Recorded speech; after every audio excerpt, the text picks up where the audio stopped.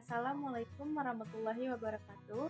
Perkenalkan, nama saya Mela Siti Julaiha MB dari Prodi Akuntansi A, nomor induk mahasiswa 2902150002, dosen pengampu Ibu Sintia Anissa Rahman Putri, SPD MPDN.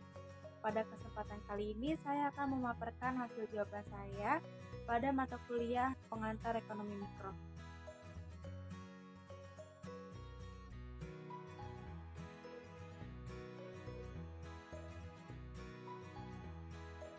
Jelaskan menurut pendapat Anda perbedaan pasar oligopoli, pasar monopoli, dan pasar monopolistik. Pasar oligopoli adalah suatu kondisi di mana hanya terdapat beberapa atau segelintir perusahaan yang menguasai pasar. Antara penjual yang satu dengan penjual yang lain saling mempengaruhi harga. Pasar oligopoli terdapat dua atau lebih perusahaan yang menguasai pasar, seperti pada perusahaan BUMN dan swasta.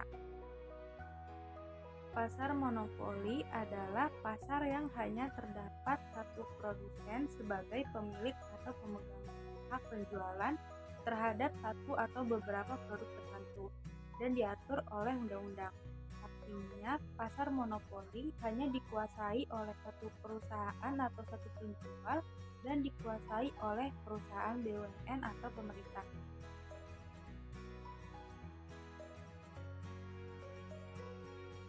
Selanjutnya, pasar monopolistik yaitu salah satu bentuk pasar yang terdapat dari banyaknya produsen yang menghasilkan barang serupa dan memiliki perbedaan dalam berbagai aspek. Artinya, penjualan pada pasar monopolistik tidak terbatas, tetapi memiliki perbedaan karakter tersendiri. Produsen memiliki kemampuannya untuk memengaruhi harga, tetapi pengaruhnya tidak sebesar produsen dari pasar oligopoli dan pasar monopoli.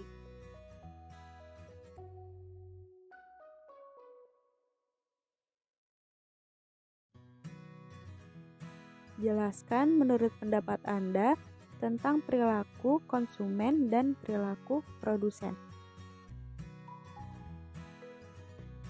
Perilaku konsumen adalah perilaku yang ditunjukkan konsumen dalam memilih dan memutuskan beberapa alternatif dari produk barang dan jasa untuk dibeli dan dimiliki.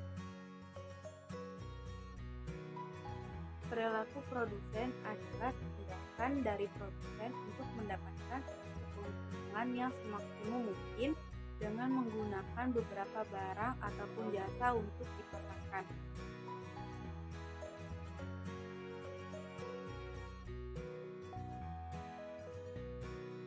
Jelaskan menurut pendapat Anda, apa itu pasar persaingan sempurna?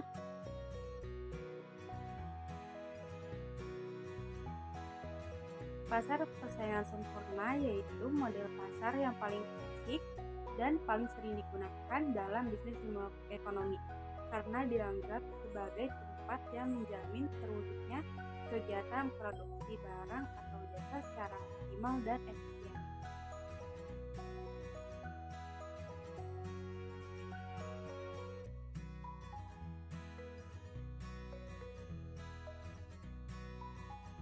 Menurut pendapat Anda, hal apa yang menyebabkan terjadinya kegagalan pasar?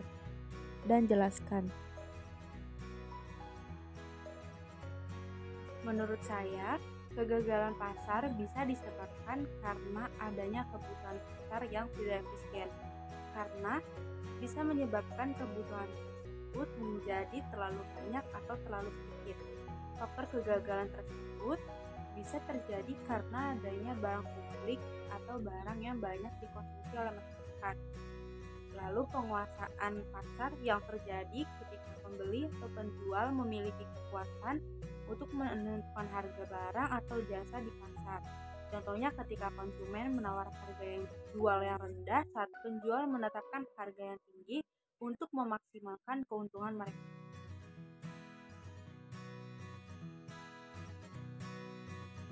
Sekian pemaparan dari hasil jawaban dari mata kuliah pengantar ekonomi mikro.